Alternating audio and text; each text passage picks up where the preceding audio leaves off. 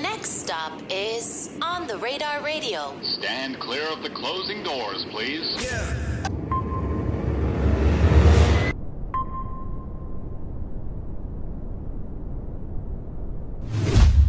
Yes, sir, baby. On the Radar Radio. Yo, special guest finally in the building. My guy, 03 Greedo in the building. Gotta put the glasses on, bro. Yeah, you know I got to go back into character.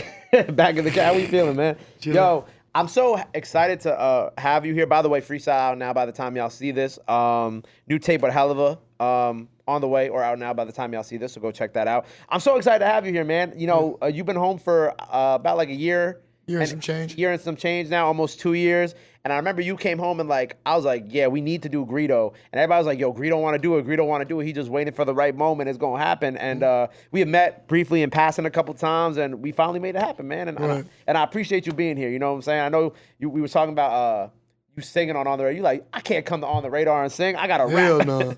Because it's like the equivalent of like when used to go on Rhapsody in the Basement For sure. today. Yeah. And, you know, this is where Central C and Drake went crazy. This is where my bro Skrilla went crazy. This is where we was introduced to the Concrete Boys. Like, this is a place where you got to come and act a fool. Like, you can't come. I'm not finna come in here and sing. Hell no. But a lot of people don't know, like, I started out a battle rapper. Like, you know what I'm saying? Right. So lyrics always be a point. Even in my singing, like, it be bars, like, hidden in that shit. But at the end of the day, this is my last street album. And, maybe like my last rappy album. And I'm never gonna retire, but we going towards like the substance and Run for Your Life wave for the rest of our life. Like, you know, I was gonna get into that because you had tweeted about it. I'm trying to find the tweet, but you had said that this was like your last rapidy rap album, right? Mm-hmm. Why? Like, what is kind of like the thought process behind? Oh, you said, don't forget, I'm telling you, this is my last street album. Hella greedy. I'm damn near 40. It's a little too late to stop my career, whatever. This little game is, y'all 3 cars, too late. I'm proving my point. Other than that, I'm traveling, shopping, or respectfully, of course. Respectfully, of course. Why do you want this album to be your last street album? Like, where are you at mentally right now? It's just not even street no more. You know what I'm saying? Like, if I'm being honest, I'm a man though, so I'm still not gonna be played with. I'm a gangster, but I'm not no street. Like, you feel me? I live off the water. I drive beautiful cars. You know, I get massages. I wake up and wear mink robes. You feel me? I just do, like, fun shit, and I'm surrounded by beautiful women and people that love me. So, like, I don't really even, you know, like, I still come up with lyrics. They don't ever be evil no more like that. You know what I'm saying? I be really having a good time. I'm finna start dropping, you know, I don't know what we would call it. I guess like more pop or punk rock music, or like, you know, growing up in California, we done got a taste of everything. That's what a lot of people be so lame or not really like some legends in the streets. They be lying or only want to give people some of their story. But I grew up bouncing around all type of ghettos and all type of nice places. Like, if your mom or your parents got chili, my dad died when I was 1, so we had some money. So she was just trying to get me to certain schools so I could get like a scholarship or something with sports, or, you know what I'm saying, keep me out the way, because my mama from St. Louis, we from the trenches and shit. Like, my early life, we was like in the 40s and like by the Coliseum and shit when my grandmother was alive. But I was like going to schools like in other cities like Eagle Rock and like far out, you know what I'm saying? And I'd be the only black guy in the class, so I couldn't go over there and play them hot boys. I would do whatever I had to do to get kicked out of all these schools. So, like, by the end of it, because I wanted to get back with the homies, so eventually I got kicked out the whole school district. Like, stop sending me to. I hated it when I was young, but it gave me all the connections and all this finesse. So every morning going to school, you'll go catch, like, you know, the videos that will be on MTV. None of them will be rap like that. Maybe like 1 out of 20 it'll be rap. You'll be sitting there waiting, but you'll end up catching that you like, you know what I'm saying? My Chemical Romance, my Bloody Valentine. A man of culture, what? yes. Green Day, goddamn, Coldplay, goddamn, Gym Class Heroes, the Linkin Park. I was a big Linkin Park fan. Yep, Linkin Park, yep. It's, you know what I'm saying? That shit, but I still like dream of those days because they have real deal videos that look like a blockbuster movie. Yeah, and it'd be a brand new artist, and I'd be like, give me that bag. What is like, job? Let's do this kind of. So, I just want to make more timeless. And the reason that I'm so like happy with life and doing so well is that was my focus before I left, fighting a life sentence when I first got my deal. Shout out to Todd for not like, he didn't know I was fighting life, and then I already had signed. And when he did, of course, he was upset, but he didn't get rid of me. He stayed with me like the whole time I was in jail, let me drop. We went platinum in that multiple times. So it's just like, I love that story, but now it's like, if you really a Greedo fan, you know I leave like little Easter eggs in my, and all of the albums, they tie into each other. So it's like a series. The whole is just a series that goes to the next. Right. And that's why you see like certain part 2 and part 3s on songs, but some of that from like the old era. But it all ties into something, and I'm like secretly telling people shit. So it's just like, if you a street person, that's why anybody who be trying to play with me online, like, bro, I already told y'all on my Twitter I did the 8 Mile effect and exposed anything that you could play with me about.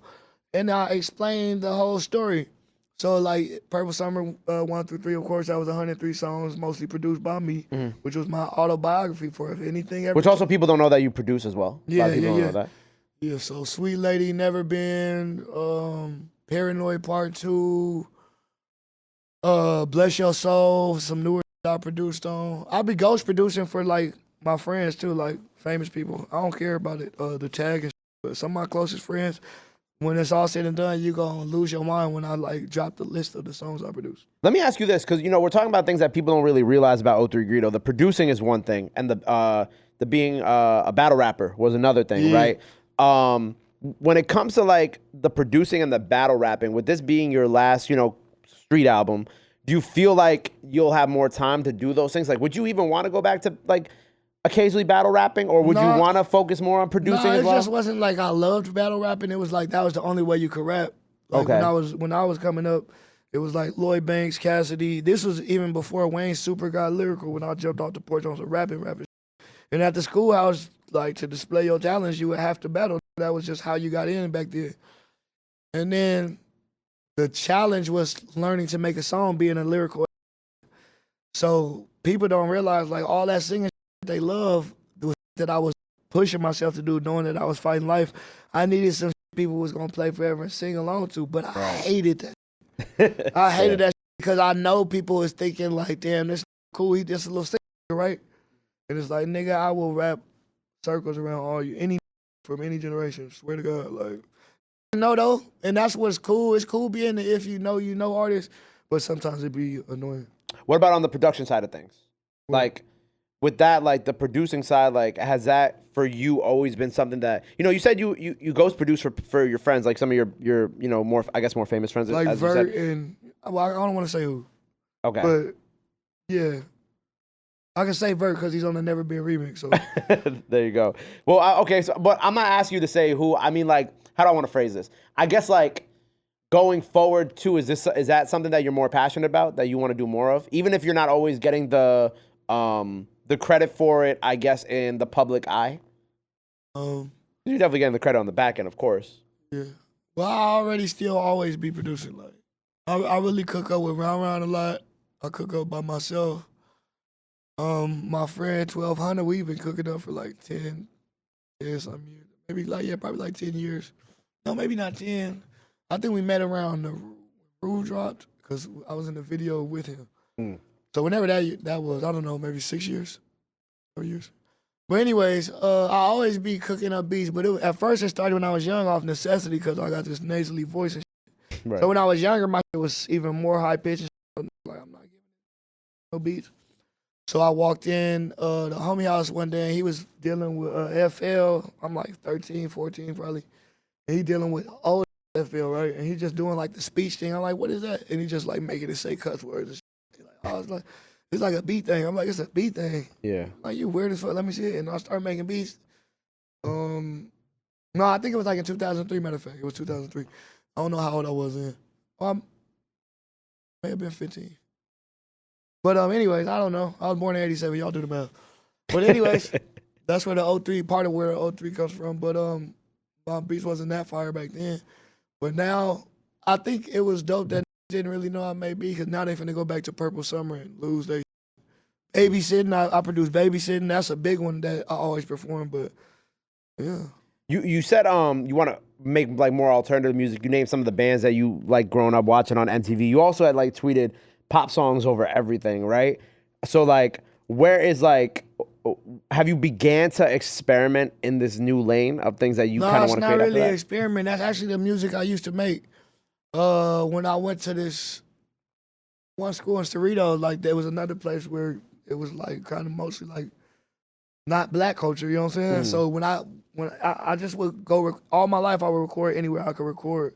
And the homie Ray would take me to one of his boys' studio, and I was more like making like I always like, even if you like catch up on like who Greedy Giddy is, I ain't finna explain all that, but he always would be like white boy swag, you know what I'm saying? He always wore like Vans and skinnies, dressed like a skater, but of course he was like a gunslinger and shit. But I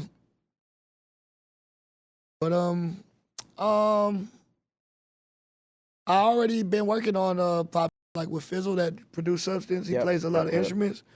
So we got a band called A Trip to the Clinic.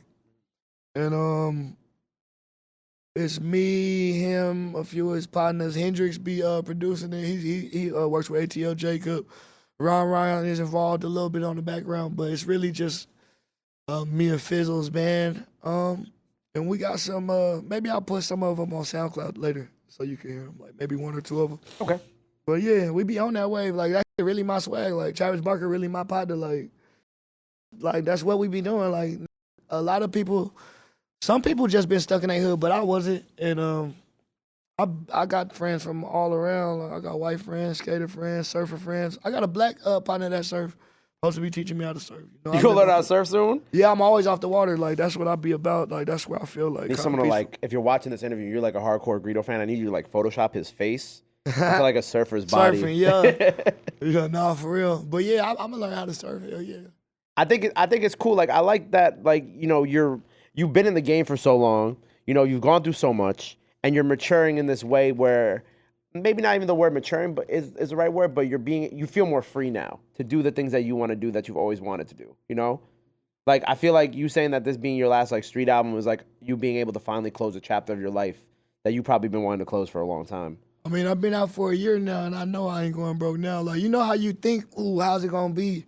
Well, I see from experience, like, I'm never going broke again. It's on.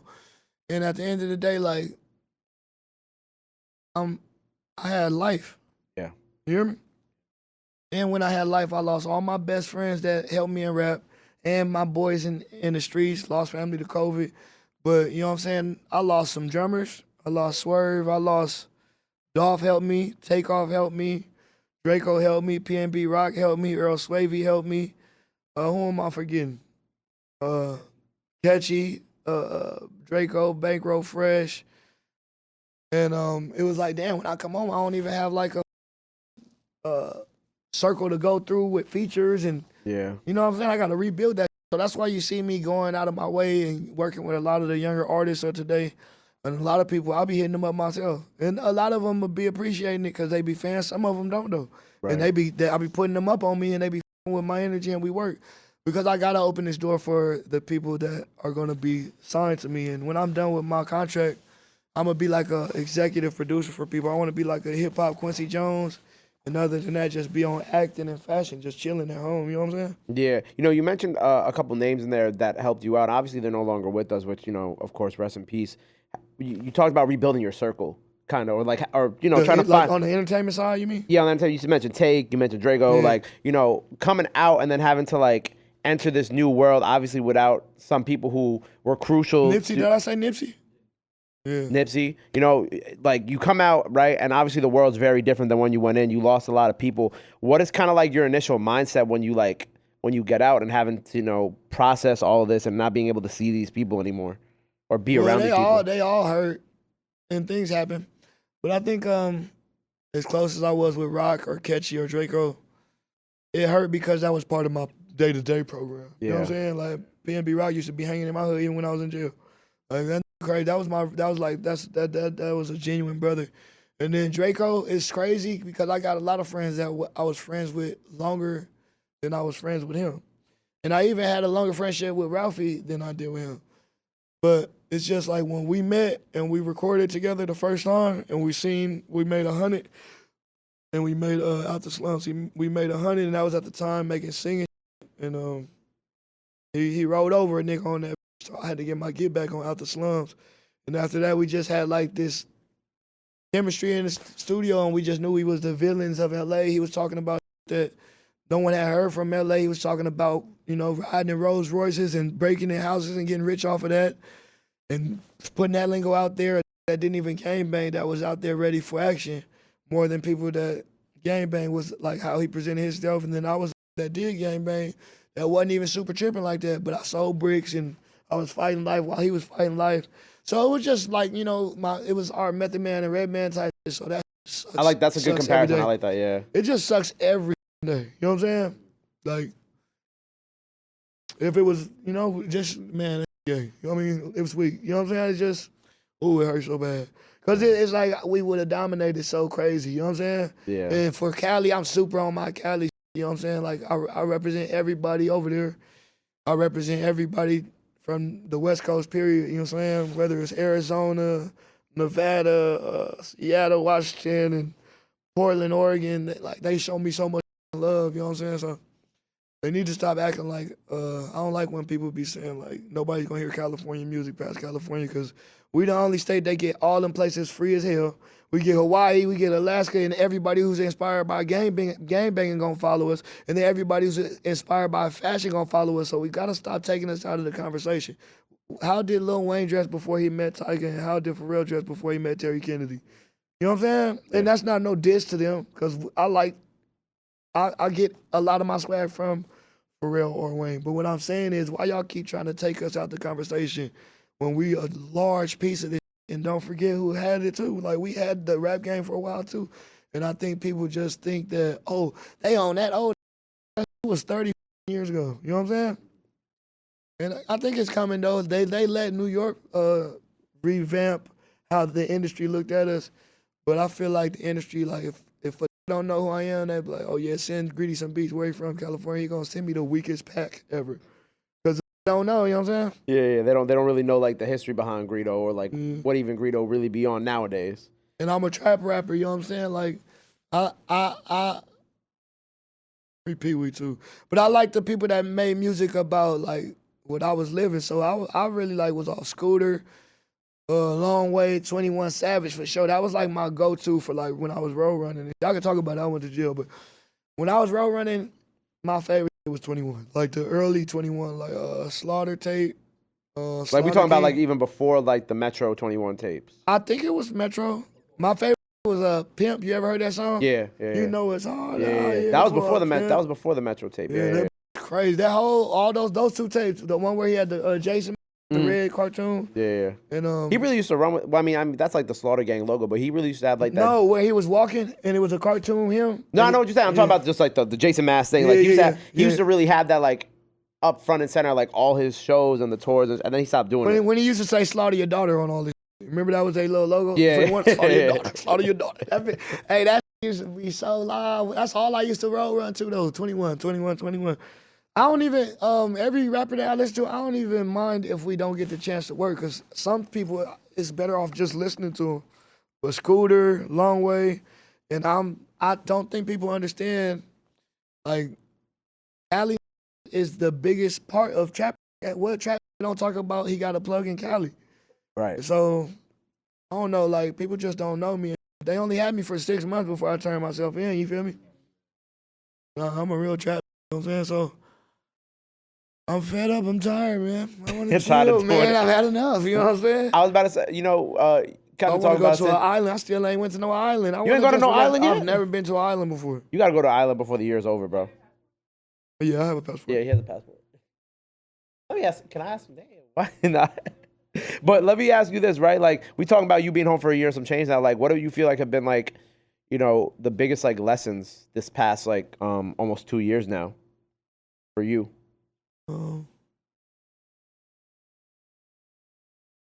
Adjusting to fame is crazy. It's kind of hurtful to a person like me who I help people every day, all day. I love it. It's just, I don't know why I be doing that. Sometimes why you be helping people? Yeah, sometimes I be like, don't be so nice, you stupid. You know what I'm saying? But I'm starting to realize like help some of my, like, I'm from the projects, I'm from poverty. And it just be like, damn, what I got to offer for help sometimes is not enough. And also people can't help their emotions, and they don't mean to be. They don't. I can tell they don't want me dead. Like some people, I gotta stay away from them. But it's like they say or do certain shit where it's like they don't really like that I got bread, and it's like, damn, I was the brokest around you. What you mean? So I'm learning, like, damn, you gotta kind of find a way to balance things when you deal with your peoples. Cause they ain't going nowhere, like the people that I want to be around, not the just random homies from the hood, you know what I'm saying? Yeah. But it's like, damn, I guess it's not a lesson, but that's my new challenge in life. Thought process, yeah. Yeah, because you definitely gotta keep elevating, and that's what people don't understand, how being a millionaire works. You get certain and it's cool, so it looks cool when you buy cars, but that was a deduction from your millions. But it's an asset, you know what I'm saying? It's cool. And then now I'm like, okay, well, I've spent $2 million out here in a year. Let me go make like 5 and see what that's like. Let me see what, there's always more, like, you know. Makes you want to elevate. Even with my cars, like I got the $200,000 Vantage, the 2021, but now I got the $400,000 2024. Now I want the $800,000 motherfucker. Then they got one that's 1.6. And yeah, that's crazy to a normal person, but I'm not a normal person, so it's just like, as long as I keep that going, shout out to Aston Martin, I love y'all. But as long as I keep that going, it make me always want to go to the next level, next level, next level. You know what I'm saying? Yeah. In life though, not just on some rap or when it's all said and done, y'all gonna see what I'm trying to be, and I'm just like trying to be a piece of culture. It's not just about the music. And be a rock star. Yeah. Because there was like I had read taking something else in return where you were talking about like, I've been wanted out, years of homelessness and crime to survive, in and out of jail since 2005. Take this life, please. Rockstar lifestyle for life. You made that shit rhyme. You didn't got off right I know, now. a little bit, right? type. Yeah, nah, that's facts. Like, I don't care who say what, nigga. I got tats all over my face. Do you think I give a what you talking about? Like, seriously, I've been had tats all over my face before this was even a trend. Yeah, I had this shit for like, I don't even know how long. What? Since what? 08? I feel like it wasn't like trending until like what, the mid 2010s, right? Yeah, listen. All I know is I don't give a damn. Look how I got my dreads on this motherfucker. I'm doing some shit for my album. I don't give a. I'm a project, so it's like I want to do what I like doing. You feel me? I never cared. You know, I was the sampling Casey Hill on his mixtapes. I was the sampling Lana Del Rey and reversing her on. You know what I'm saying? Like I was doing like I don't care. You know what I'm saying? I ain't no normal. You feel me? And I don't want to be normal. You feel me? I like standing out. You know what I'm saying? Right. Well, I want to talk about something else that I had seen that you had spoken about. You said Fafy is the future, and I like that because Fafy. You know who that is? Of course I know who that is. I had Fafy on the show like a year ago, too. He's the best. He's the best artist ever. Probably by the time y'all see this, the new one's out, so go check that out. But the funny story behind Fafy, right? Sean Kingston actually introduced me to Fafy. Sean Kingston came when we were in Miami. He's like, yo, I got the next biggest thing. Brought me Fafy. And ever since then, I've been a believer. But what is your relationship with Fafy? Like, how did you find him? When Low Shimmy, when I got out, my daughter kept playing. The song you got with Low, right? Yeah. Cause when I got out, my daughter was playing that Murder Dance. I'm like, this nigga hard. And then when he dropped that tape, that Zombieland 2, we was on tour, and I DM'd him and texted him. I'm like, this the hardest. This all we off on tour. And we exchanged numbers and I did a post and I put Fafy's verse on the music. It's just everybody in the song, they like, what the song is that? You feel me? And then I think he left a comment when I did that, you know, for me showing love. And then we developed a friendship and started sending each other songs back and forth. And I just feel like on my like spiritual side of music, I feel like I can relate to him. He's like Greedo on steroids. I never met nobody from the Virgin Islands either. That's crazy. Yeah, I think he might be the first person I ever met from the Virgin Islands too. Yeah. And he's not an immigrant from the U.S. Virgin Islands. That shit is just mind-blowing. Because I'm from Cali, like, we're kind of dumbfounded to anything. Like, we never even knew about, I'm learning about New York right now at 37. Oh my the God. First time I seen snowfall, I was 30 out here. Really? The first time what are you learning about New York on this trip? It's like, I never even seen it. You feel me? Like, this don't look. No other place looks like this. This looks like Paris for real. Like how the streets is built. Okay.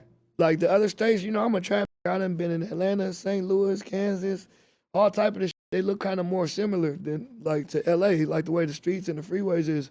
This is like it looks crazy. It's like what the is this? Like, and then you'll be in the Uber and then it'll say 10 minutes and then you'll look back and it says an hour and 10. Like, what's going on? Yeah, traffic just hit. What the? But it's just crazy that it's an art world though out here. It's like crazy as hell. Like if you are like artistic like I am, it's beautiful. You fit in very well out here. Yeah, it's so much crazy like art on the wall. So many people dress crazy. We just seen some dude down there with a crazy fit. What do you have on? I don't know how to explain what that it was. It was crazy, big, gigantic bow type of. I don't know what the. How could you? I don't even know. It looked like he was on a Little Debbie goddamn box. He looked crazy as hell, but it was fire though. It was with pants though. But I love New York. I'll be staying out here though, back and forth. I'm always out here. Yeah. I low key live out here, but I love New York. You out here for Fashion Week too, right? Not last time. I back from Fashion Week because it started to be the same people there the whole time. Yeah. And also, I want to just stand out, and I ain't gonna keep wearing the same thing. And I feel like a lot of people keep dressing like Darth Maul right now. I don't want to be wearing those big pants no more. It's cool sometimes, but no. There's like a certain level where the pants get too much. Like if I can't see any piece of your shoe, yeah, I think that's when I kind of like I'm like and I damn near get dressed.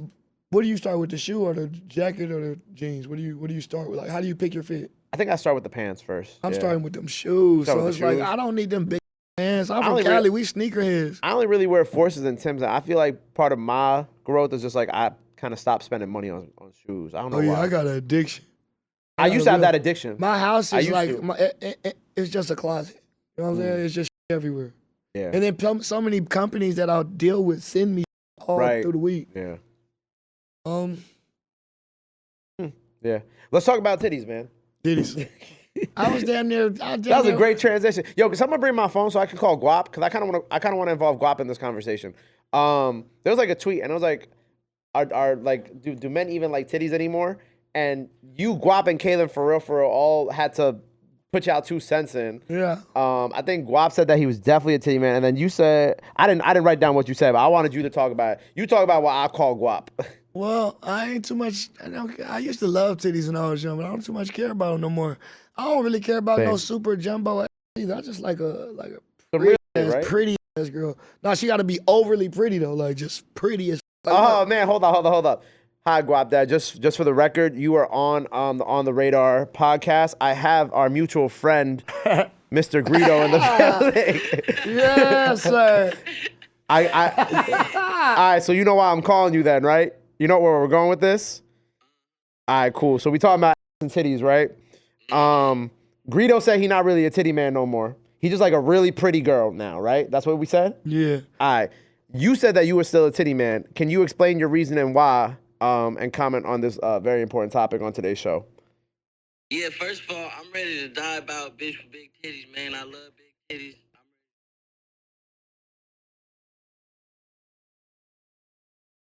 Bigly flesh on the pretty chest. I don't think nothing is more entertaining than that.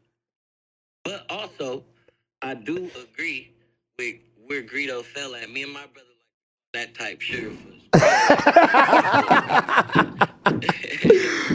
You know, I love a good sugarfoot. See. Yeah. A bitch so fast you stepping in the agave. Got it. Nah, but look, we got the same birthday and everything, but I'm older, bro. So you gotta know, like, them titties, they change with age. You hear me? And if you gonna go big, you just gotta know eventually they're gonna be larger. There's gonna be a lot to deal with. You understand that? Gravity does have its effects. A little bit. It does. But at the same time, I like to start off talking about the big ones, but I love titties so much. She can have small titties as long as they pretty. I like that little titties. titty with the piercing, that's my style. That little small thing, why'd you get this piercing? Okay, fuck it. I like that one, the little one, you know what I'm saying? Yeah, maybe like a small, I ain't just a mad at natural that. little size, but gigantic, it's a lot of stuff too. I mean, like we said, that's sweet. I mean, I'm not gonna hover over no girl and try to go back and forth. That's like just weird. So you said you could fuck titties. I guess you say some girls kneel down and do it. Yeah, no, that's the thing. You gotta sit down. When you be over the chest, I be feeling like some sort of weird hovercraft. You gotta sit down. She just gonna plop them things up, and they damn near cover the nuts like a little shelter. It's beautiful.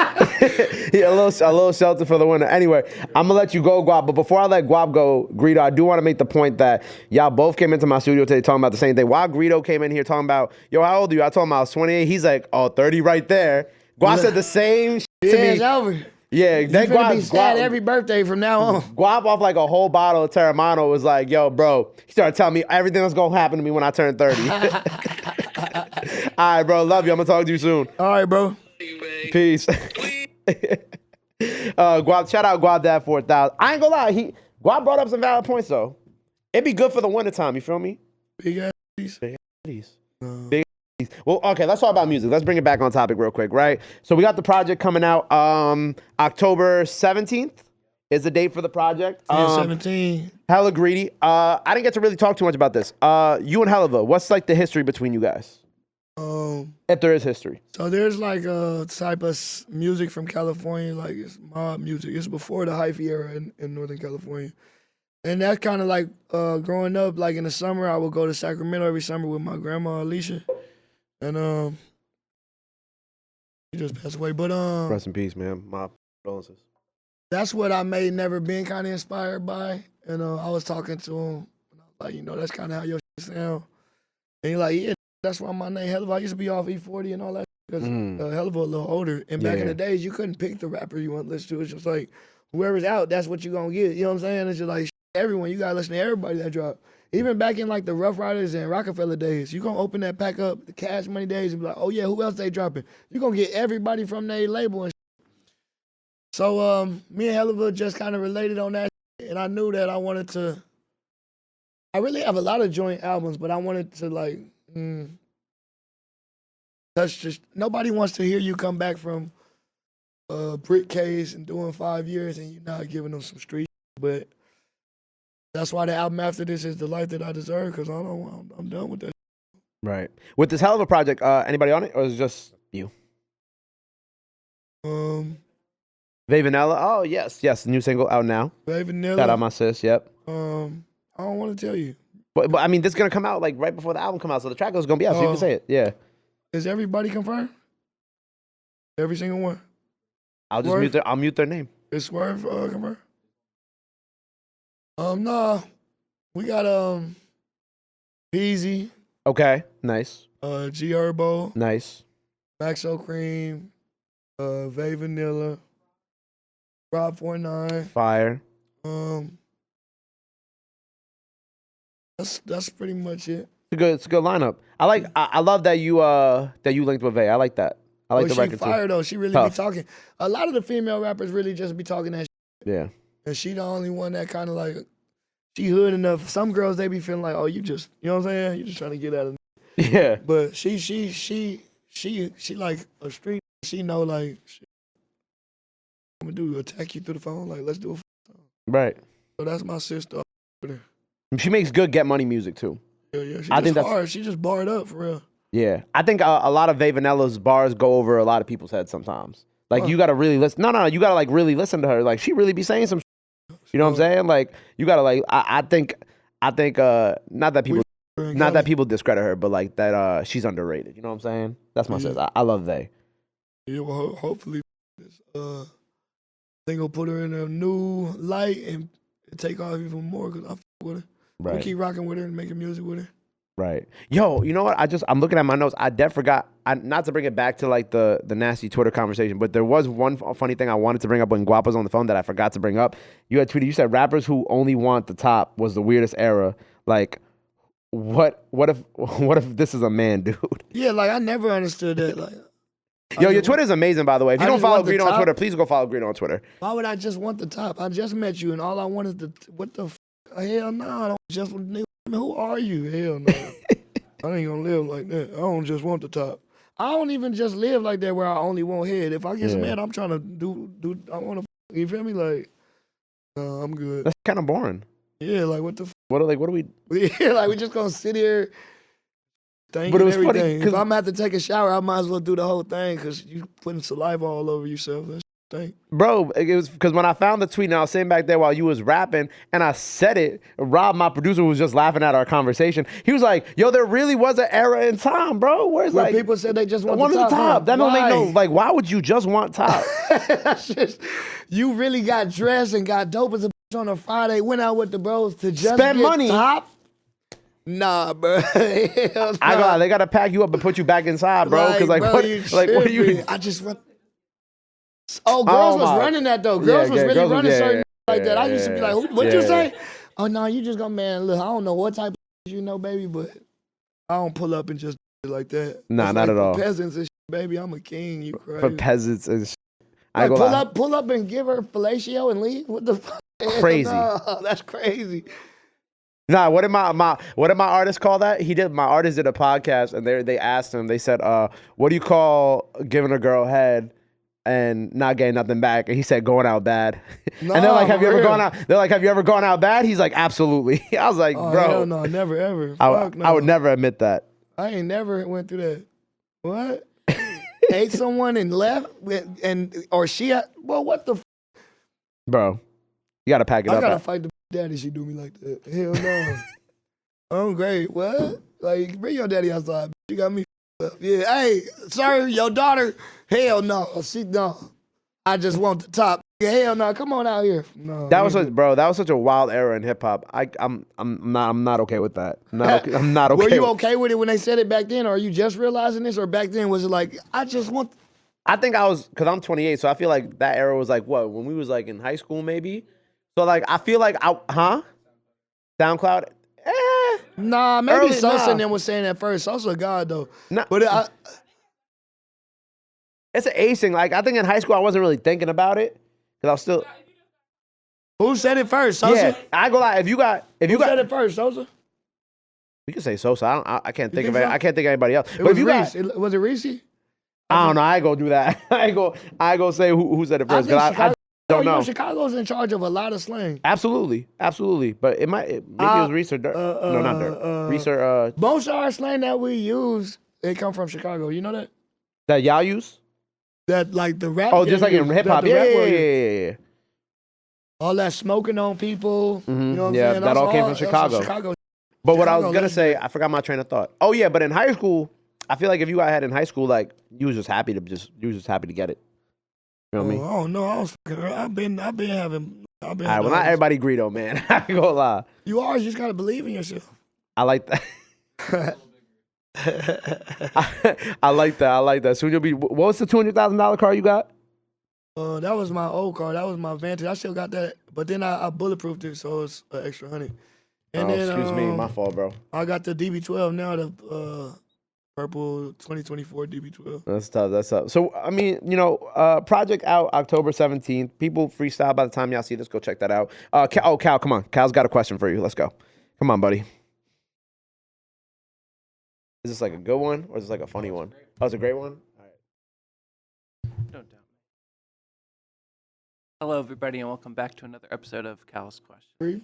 Positioning. What the Yeah, I know. I need my own chair or something, bro.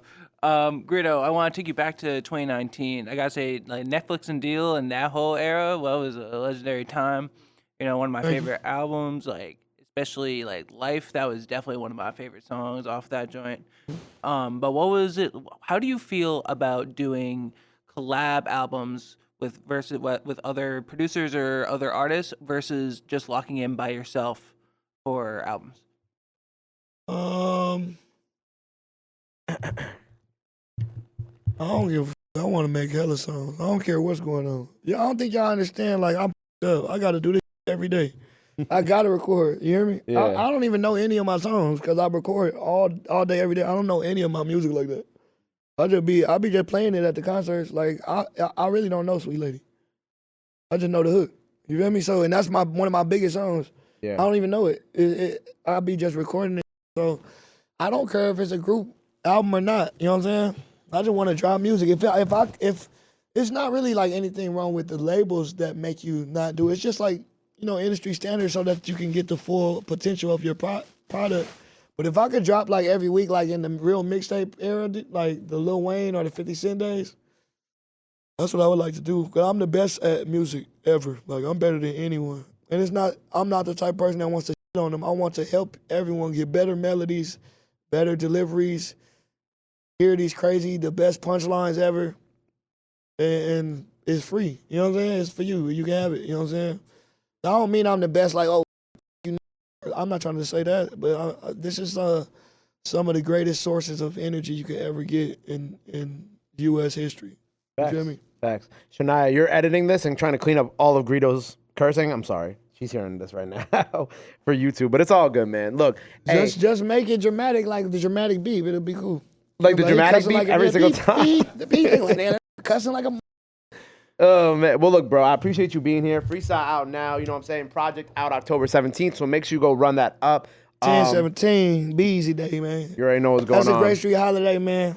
And it's one today, 10 trade day, man. On the radar. On the radar. Well, look, before we get up out of here, bro, let the people know they can follow you. Anything else you want to let fans know? Now it's time to do with this camera on the right here. Let them know what? Let them know what you got coming up. Anything else you want to say to the fans, whatever. This camera. Hella Greedy, the last street album. And then we got more music from the drummers and Life That I Deserve probably next year or fourth quarter. We got a lot more coming. I hope so. But maybe top of the year, we'll give you some more. A lot of beautiful work on the way. Well, look, man, congrats on everything. Hella Greedy, 10/17, freestyle now. Go follow him. Go show him some love. Go show him some support. Love the street, sports street. But y'all already knew that. Till next time, O3 Greedo on the radar. We out. Bow.